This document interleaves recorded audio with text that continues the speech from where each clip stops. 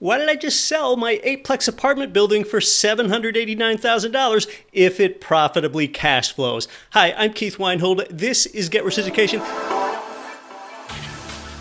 Let's take a look here at this exact building that I just got under contract to sell this week. So yeah, this is a rare look at something from my personal real estate investment portfolio, this 8-unit residential apartment building.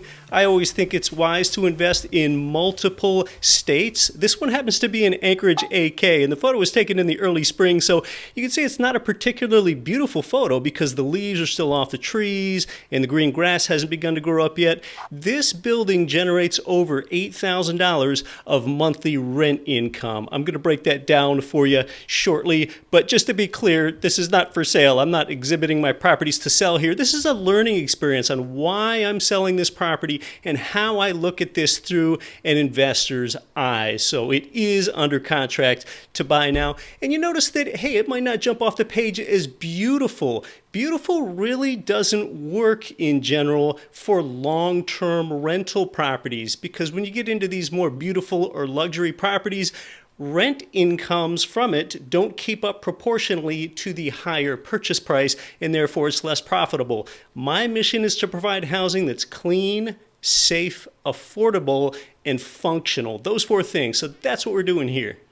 Now here's another look at the property from down low on the ground. No drone footage anymore. And yeah, you can see early spring. There's a snow pile right there in the front. You can just barely see off at the left there. There's a screening fence. I bought the property 8 years ago, and I had that fence added a few years into it because with the 8 families that reside in this building, they would have children and they'd be leaving their bicycles and big wheels and toys like that strewn about. Well, I didn't want to ask them to put that away in their apartment building every night because that was an inconvenience. So we kind of split the difference, and I had the property manager make a screen for privacy with this fence and asked all the tenants to put things just behind the screen, and that way we maintained the curb appeal there. And that worked really well. It was a really inexpensive way to keep up with the curb appeal. So as you look at this building, it's kind of like 2 fourplexes are attached end to end. You see an entrance at the left going to the leftmost 4 units, and an entrance at the right going to the rightmost 4 units. There's a laundry room in the basement on the right side, so therefore the leftmost 4 tenants, even in the wintertime, they did have to carry their laundry from that leftmost door outdoors, across the sidewalk, over into that rightmost door, and down into the basement. But there was on-site laundry for the residents there. And then you'll notice over on the right, where that red door is, that's a garage. It's, I don't know, maybe 500 square feet there for the garage. I rented that to a 9th tenant that lived off-site. Okay, so the tenants in these units are paying an average of $1,000 a month of rent. But I didn't want to rent that garage to someone that lived on site, because if you live on site here and you're affording $1,000 a monthly rent, to pay another $325 for the garage, that's really going to bust your budget. So that 9th garage income, it's like some bonus income here, that was rented to a tenant from off-site, or a renter from off-site, and one of them stored a car in there, maybe it was a classic car, and another stored a bunch of furniture in there that lived off-site. So it generated some extra income. So here is a view of the building from high up, some drone footage, and you'll notice a few things. This view looks toward the southwest. The north of the building is where the parking lot is. To the west of the building, you have that open area over there. I looked into if a coffee stand could be added, because that road that kind of runs from left to right, that's actually a pretty busy arterial, even though you don't see any traffic on it right now. And I thought maybe I could get extra income if I leased some sort of espresso shop to somebody there, but I found out it was not zoned for that, so I couldn't get any extra income that way. So yeah, I got 2 offers from buyers. I've had this on the market almost 3 weeks now. The first offer that I got was rejected, and the second offer was accepted. I'll tell you about that in a moment and what the negotiations look like. But first, this property is 0.82 acres, fairly sizable for being close to Midtown. It's close to a big hospital system. It's close to a university, so there are a lot of employers there. It's also only 1 block from a park where kids can play, like with swing sets and slides and things like that. So it was really close to amenities. But with a big lot like this one that I'm talking about here, You have to understand that that vacant lot there, all this extra property with this building, it really didn't generate any extra income, but yet it was a property tax obligation to me, being the building owner. That's kind of the problem, by the way, with owning vacant land. Generally, it doesn't produce any income, but vacant land produces a property tax bill for you. So that's why generally we avoid investing in vacant land. But getting back to this 8-unit apartment building here, I really had great occupancy for the 8 years that I owned the property. And I think part of it was because it was on this big lot, but it's always hard to quantify whether that really helped increase my occupancy or give me any more rent to help offset that higher property tax obligation that I had. But it did make for a nice setting for an 8-unit building. Usually you don't get that much open space. So let's look at some numbers here. I mentioned that rents were about $8,000. I got about $1,000 for each of the 8 residential units. And by the way, the range of rents is $925 up to $1,200, even though each of the 8 units are pretty similar. They're all 2-bed, 1-bath, and almost 1,000 square feet. And hey, sometimes it just depends on what time of year you rent out the unit. It's a supply-demand thing. So that is quite a variation, $925 up to $1,200. But yeah, the average is $1,000. And by the way, Zillow's rent Zestimate was $1,300 currently for this building now that I have it under contract. So maybe the new buyer sees some meat on the bone and a way to raise rents. But getting back to the income, the garage gets $325 of rent income, and then the laundry room, that produced something like $150 of additional monthly income for me. So just rounding off, this building produced about $8,500 worth of monthly rent income, and it's approximately an $800,000 building. Well, that gives you a rent to price ratio of about 1.06%, usually a 1% ratio being pretty desirable. That rent to value ratio is the monthly rent income divided by the purchase price. If you get close to 1% with an apartment building, by the way, you're doing pretty well. And if you get about 0.8% with a single family home, you're doing pretty well. What's the difference there? Well, typically in an apartment building like this, me, the owner, is the one that bears more utility costs. And when you rent out a single family home to somebody else, typically all of those utility costs are outsourced to the resident. So here in this building, I was paying the natural gas heat bills for all 8 units and the electric bill for all 8 units. So it's just something you need to factor in. Hey, I'd love it if you put a YouTube like on this video. That shows me that you do like this sort of content. It also increases the chances that this video will be delivered to you. It's something you'll see in your feed. And when you put a like on this, it also tells YouTube that it's a good video. And then, hey, I could produce more of these hashtag IRL type videos for you in real life here. I'm a real investor buying, selling, and actively in the market every day, much like you are or like you want to be. This building was built in 1965 and 1966, and this is near the site of the greatest earthquake that ever took place in North American history, which occurred in 1964. It obliterated so many properties, so actually a lot of them were built in 1965 and 1966 here as a result of what was the second greatest earthquake in world history. So getting back to this building here, we're talking about the utility expenses that I incurred as the owner for the 8 years of owning this. One of them was not a water bill, because this property is on well water, which is kind of unusual for being in a city of about 300,000 residents and near the middle of the urban center of that city. So not having a water bill increased my profitability. Now, back when I bought the property, I shouldn't laugh, this is sad. About 8 years ago, when I bought it from that seller, in order for me to get financing, the seller needed to provide a well water test report. They did that prior to me buying it, and it did not pass the report. It had unsafely high levels of arsenic and some other things, which made me wonder, my gosh, how long were these 8 families drinking this water? So we got it put on a water well filtration system before I bought it, and then it tested cleanly. But I did incur an occasional expense for having to pay well water filtration maintenance expenses over time, which is substantially smaller than if I would have been on the municipal water system and paid a water bill of maybe a a few $100s a month. Also, when you're on a well like this, you know how tenants, when they don't pay for the utilities, they might abuse them. It didn't matter if they ran up the well water throughput because there was no bill for it. Let's take a look at the inside of a few of the units real quick before I tell you why I sold it. I did a few renovations myself, especially in the kitchen with new cabinets and countertops and flooring to increase the appeal. And see, renovations in a property like this really helped because back from those bigger site photos that you saw, there were single family homes and duplexes, okay? So smaller properties nearby.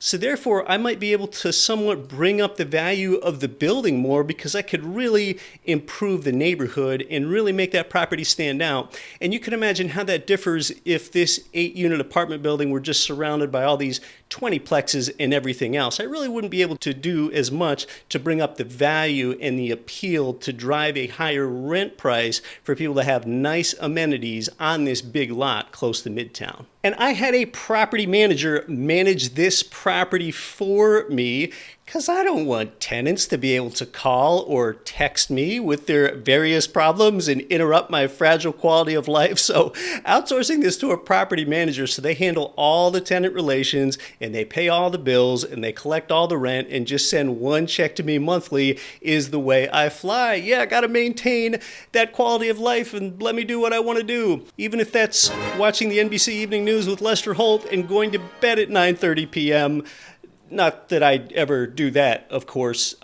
Yeah, I totally do that. I'm that kind of guy. I get up the next morning at 6 a.m. and have my protein shake and work out. But anyway, getting back to this 8-unit apartment building here, why would I sell it? Let's get back into why I would sell this building if it's profitable and it generates this income. And hey, if you really like more videos like this, you don't have to, but I've learned that if you subscribe and hit the notification bell, you automatically get my subsequent videos delivered to you. And if you like videos like this, I also have an 11-unit building that I'm currently selling for about $1 million, and I could jump into and kind of case study that one for you in real life, just like I am this one. But to get that, you'd have to subscribe and hit the notification bell. But getting back to this property, the asking price was $789,000 when I listed it a few weeks ago. The first offer was $750,000. It was all cash. I didn't need to wait for buyer financing to be lined up. So therefore, they could do a quick closing. And they also had a buyer side agent. So besides me paying the 2 to 3% to my seller side agent, I would also have to pay the 2 to 3% to the buyer side agent. That's really part of the deal and one of the things I need to consider with that offer. So with that $750K all cash offer, again, my asking price was $789K. My seller agent advised against accepting their offer, and that's because he said he's getting a lot of interest in the property. A lot of people are inquiring, people are taking a look at it. So what we did is counter at $779, and when we countered, that party came back and rejected it. They said, nope, we're not going to pay more than $750 for it. It's like, okay, well, we're not going to accept less than $779 for it. So that dissolved. But another offer came in just a little while later. It came in for over the asking price of $789. So this second offer came in for $809K. So yeah, $20,000 more than the asking price.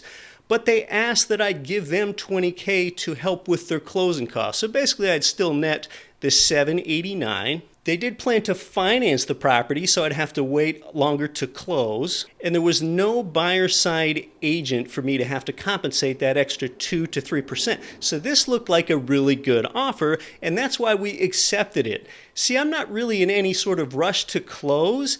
In fact, it might give me more time to line up a replacement property because I plan to 1031 exchange out of this property, extract my equity, and tax-free, I can roll it into another property that I identify within a few months of closing. As long as I get closed on that adequate replacement, I'm capital gains tax-free. So I need more time to line up a property. One risk with that is now the property has to appraise for $809K since the buyer offered that $20K more than the $779. But this is a savvy move by the buyer to offer $20K more than the asking price and get that $20K back from me at the closing table for help with their buyer side closing costs. That actually increases their cash on cash return. Your cash on cash return is your annual cash flow divided by your amount of skin in the game, or your equity. So they're putting $20K less skin in the game. And effectively, with this extra $20K purchase price, they get to finance that at low interest rates over 30 years. It's a very wise way to buy. It's exactly the type of thing I like to do when I buy. I like to offer asking price or a little more and try to get all the help I can at the closing table from the seller. It increases my cash on cash return. Maybe the buyer listens to my podcast and my material, and that's where they pick that up. It's a wise way to buy. So the pluses for selling right now is that prices are elevated. We're in a hot market where there's low inventory. And another plus is that I've owned the building 8 years. I've had equity accumulate in it. I can reset my leverage ratio with the sale. The cons to selling now, or the downside, is that low supply means it's more difficult for me to identify a suitable replacement property to roll this equity into. So let's talk about that. Let's look at that. This is why I'm selling it. If you ask me for one word as to why I'm selling this property, it is leverage. So let's look at these numbers. Back when I bought the property, I put 20% down and got an 80% loan from the bank. That means I have 5-to-1 leverage. Now, at this point, I only owe $400K on the loan. We talked about how this property is worth $800K, so therefore I have $400K equity and $400K in a loan. Well, my leverage ratio is cut down to 2-to-1 because half of the property value is build-up equity that I have accumulated now. So what does this really mean? Well, my leverage ratio being run down means that with just historically, let's just call it 6% appreciation, just what you get nationally, historically over time, with a 6% appreciation rate on the entire building, well, with 5-to-1 leverage, like when I began, that's a 30% return. But now, in these later years, if I continue to get 6% appreciation, with just 2-to-1 leverage, I only get a 12% return on my equity. And yes, that is on my equity. The return from equity is always zero. Equity doesn't generate any additional rate of return itself. It's the difference between return on equity, which is your annual appreciation divided by your equity amount, versus the return from equity, which is always zero. I want to use more of the bank's money. I'm not using enough of the bank's money. If now I'm only using half the bank's money and half of my money like I am with my 50-50 equity position in this one. And some say, well, maybe you can just do a cash out refinance. Maybe, but oftentimes that doesn't work as well. Oftentimes in a non-owner occupied property like this, you need to keep 30% equity in it and do 70% loan to value. And that doesn't work. That would make my leverage ratio something like 3.3. I want to take my equity out of this property and put just a 20 to 25% down payment on another property and therefore get 4-to-1 or 5-to-1 leverage on a bigger property rather than having 2-to-1 leverage on a smaller property like this. This is where financially free beats debt free.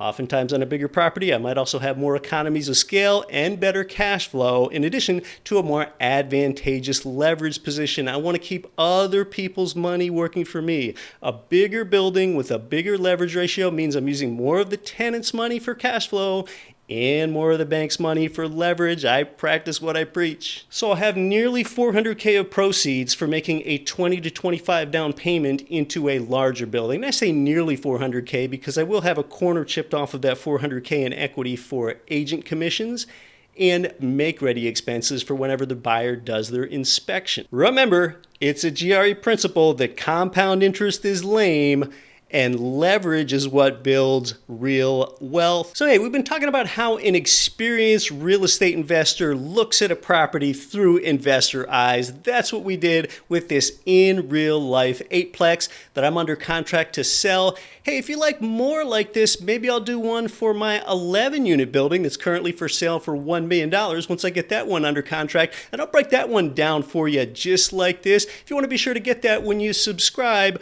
be sure to hit the notification notification bell as well. I sure hope you like learning about this eightplex. I'm Keith Weinhold. Thanks so much for stopping by.